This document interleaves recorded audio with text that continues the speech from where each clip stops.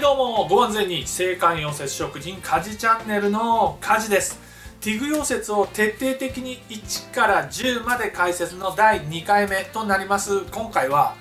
前回トーチの持ち方のあたりまで解説しましたので、ティグ溶接の溶接棒の種類から始まって溶接棒の持ち方、電流調整のコツなど少しだけですが実践的な解説になります。溶接をこれから始めようかなっていう人は今回はだらっと視聴してもらって実際にティグ溶接を体験した後にもう一度見直してもらえるとよくわかると思います。そのくらい頭で理解するのと実際に溶接をするのとは違うっていうことなんです。なるべく丁寧に解説しようと思いますので最後までご視聴ください。そしてこの動画を見つけてくれて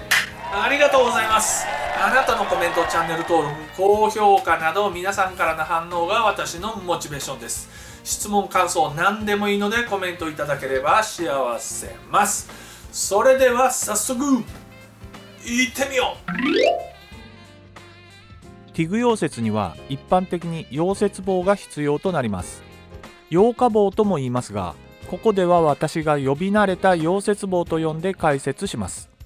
溶接棒を持つ前によく使う材料の溶接棒について解説しようと思いますが、溶接棒の解説の原稿を作っていたら動画1本分くらいになりそうだったので、今回はさらっと流すことにして詳しくは別の動画で解説しようと思いますのでご了承ください。ティグの溶接棒は材質の違いだけで何十種類とあります。一つの材質にも太さの違う溶接棒が数種類あります。太さは線形と呼ばれ 1mm から 1.2、1.6、2.0、2.4、3.2、4.0mm とさまざまな線形の溶接棒が売られています。これだけ溶接棒の線形が選べるということはそれだけ太さが重要なのでバリエーションが豊富になっているとも言えます。販売は1ケースが 5kg 入りで売られています。お店によっては1kg のバラ売りで売ってくれるお店もあるので DIY で溶接する方など少ししかいらないよって人は探してみてくださいね。ここではよく使う代表的な材質の溶接棒をご紹介します。鉄でよく使われる溶接棒がコベルコさんの TGS50 という溶接棒です。コベルコさん以外にも日鉄溶接工業さんの YT28 などもありますが、軟膏用と書いてあるティグ溶接棒なら大丈夫だと思います。棒の色がこの写真のような色をしているので鉄の溶接棒だとすぐに見分けがつきます。よく使うステンレスは主に SAS304、SAS316L だと思いますので、この2つと鉄とステンレスを溶接するための溶接棒を加えた3種類について解説します。 SAS304 はさまざまな産業で使用される最も一般的といえるステンレスです。制汗溶接の仕事でステンレスと言われたら多分304だなって思うくらいです。溶接する時の溶接棒は308を使って溶接します。識別色は黄色です。304なのに308なのって思いましたよね。これは覚えてしまいましょう。だって304の溶接には308を使うんだもの。SAS316L もよく使うステンレスで304以上に耐食性に優れています。モリブデンが添加してあることもあり材料費が割高になります。溶接する時の溶接棒は 316L を使って溶接します。識別色は緑色です。鉄と一般的なステンレスを溶接する場合は309という溶接棒を使います。識別色は黒色です。母材が304や 316L など一般的なステンレスなら鉄と溶接するときは309で溶接すると覚えておいてください。この辺りを掘り下げると少しややこしい話にもなるので別の動画で詳しく解説する予定です。軟膏とステンレスは明らかに溶接棒の色で分かりますがステンレスだと見た目では分かりません。そこでよく使うステンレスの溶接棒の端部には色が塗ってあり識別することができます。この表のようになっています。この色が消えてしまうとどれがどのステンレスなのかわからなくなるので、色のついた方の端をペンチなどで折り曲げて使うようにしましょう。こうすることにより間違えて色のついた方から使用してしまうことを防げますし、周りに人がいる時などに間違って目などをついて怪我をさせてしまうようなことも防げます。現場など周りに人がいる場所でのティグ溶接では特に注意しましょう。溶接棒の持ち方、これは人それぞれです。要は溶接棒を送ることができればいいです。私は基本このように持ってこのように送ります。最初は難しいと思いますが、棒を送った時に先がぶれずに安定するように送れるようになれば最高です。他にもいろいろな持ち方があります。溶接棒の送りは長い目で見るとできた方がいいので、できない方は1週間でもいいので溶接棒を持って帰ってテレビや YouTube を見ながらでも棒を送る練習をするといいと思います。慣れてくると無意識にできるようになります。手から先を長く持っても正確に送ることができるようになります。長く持って送らずに流し込んだりすることもあります。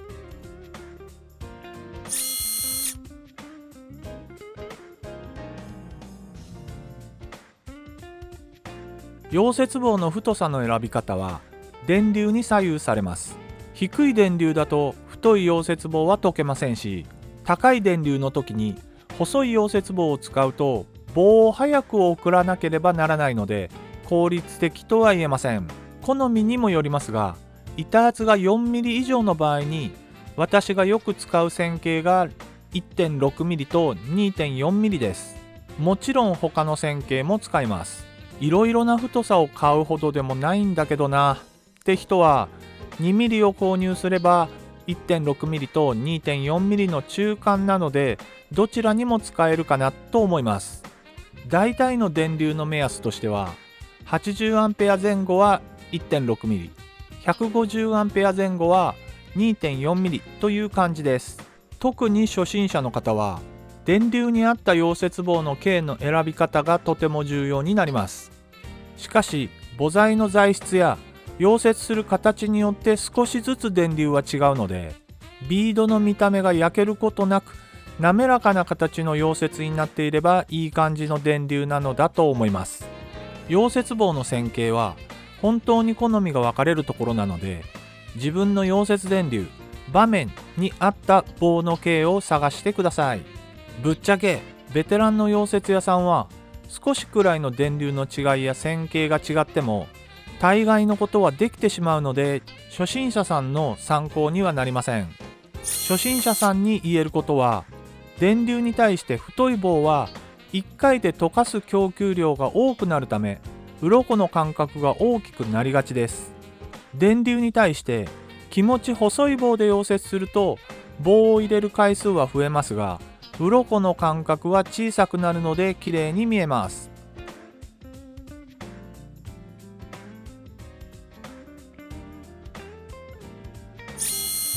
綺麗な溶接ビードについて触れておくと、美的感覚は人それぞれで難しいのですが、私の感覚では見た目が綺麗な溶接は滑らかです。これらのビードを見てどれが綺麗ですか？少し極端ではありますが、絵で解説すると、溶けたところに棒を入れると楕円のビードができます。進めてまた棒を入れると次の楕円ができるという具合にビードはできています。棒を抜き差しする場合はこの楕円の連続がビードと言えますが、楕円と楕円の間隔がある程度短くて等間隔であれば綺麗なビードに見えるというわけです。最初はこれがとても難しくてできないとは思いますが、徐々にできるようになりますので地道に練習しましょう。溶接棒を抜き差しせずに流し込んで溶接するとこのようになります。鱗がほとんどなくとても綺麗に見えますが、綺麗すぎるがゆえに少しブレてしまうと悪いところが目立って逆効果になってしまいますので、熟練の技が必要になります。最近はいろいろな溶接屋さんの動画も見ることができるので、自分が綺麗だなって思う動画を探して参考にして目指してみるのもいいと思います。ティグ溶接は電流調整がとても重要になります。母材の材質や板厚、凸合わせなのか墨肉なのか、貝先形状などに応じて調整する必要があります。ざっくり言うと、鉄はステンレスに比べると電流は高めになります。その調整教えてよって声が聞こえますが、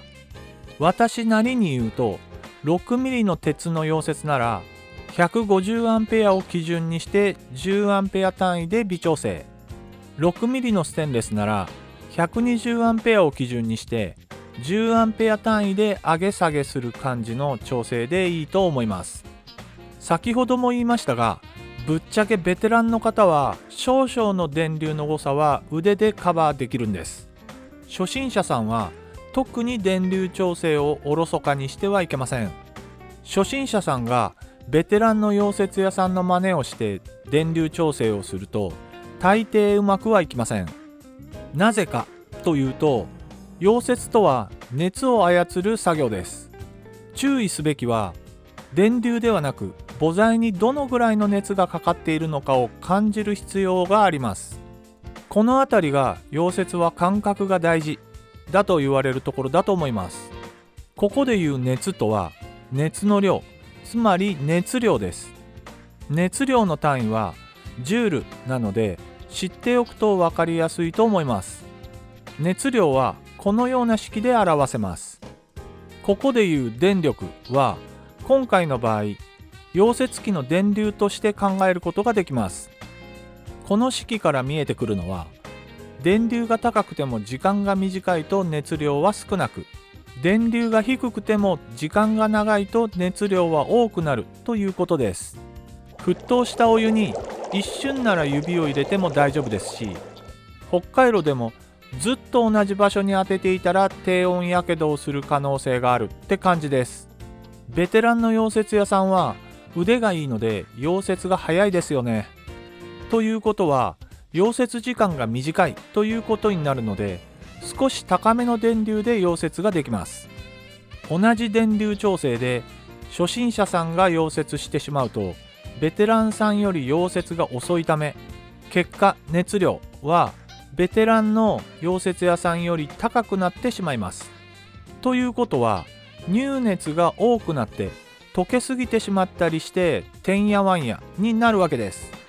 つまり熱量だけで考えると、高い電流で早く溶接するのと低い電流で遅く溶接するのは熱量としては同じということです。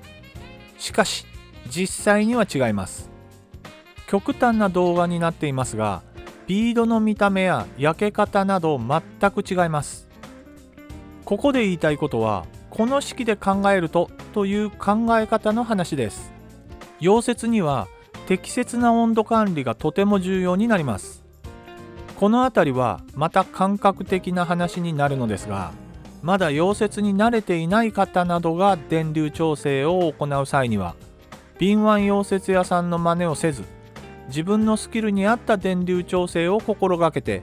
少し低めの電流でゆっくりじっくり溶接しながら練習することをお勧めします。高めの電流で溶接すると溶け具合に追われてしまって大変です。10から20アンペア違うだけでかなり溶け方が変わってきますし、1回目の動画で触れた母材とタングステンの間隔などでも溶け方は違ってきます。さまざまな要因が重なってビードの良し悪しが決まります。敏腕の溶接屋さんは本当にすごいと思います。初心者の方も慣れてくればおのずと溶接スピードは速くなりますし、電流も高くなるはずです。高い電流で溶接すると時間が早くなりますし、ビードも滑らかになって比較的綺麗な見た目のビードで溶接することができるのですが、材質の温度管理や歪みの問題などもあるので、一概に高い電流がいいとは言えないとも思います。ちなみに私が最近溶接したものを紹介すると、800板厚 6mm の円柱の単面に溶接白 6mm でフランジを差し込んで墨肉溶接していますが、電流は 110A で 3.2mm の溶接棒を使ってローリングで溶接しています。設定的にはむちゃくちゃな感じがしますが、私的には心地いい溶接ができていると感じています。どんな設定でも満足できる溶接ができればいいんです。ちなみに 3.2mm の溶接棒は太い分長持ちしますし、短くなるとつないで無駄なく使えるので得した気分になるところもお気に入りです。はい、ティグ溶接を徹底的に1から10まで解説の第2回目はどうでしたか？少しだけ実践的な解説だったと思いますが、電流調整などは本当にね、解説しづらいところなんです。頑張って解説したつもりなので、何かしら皆さんに伝わっていればいいなと思います。はい、質問感想等ありましたらコメントください。チャンネル登録高評価よろしくお願いします。最後までご視聴ありがとうございました。それでは皆さん、ご安全に。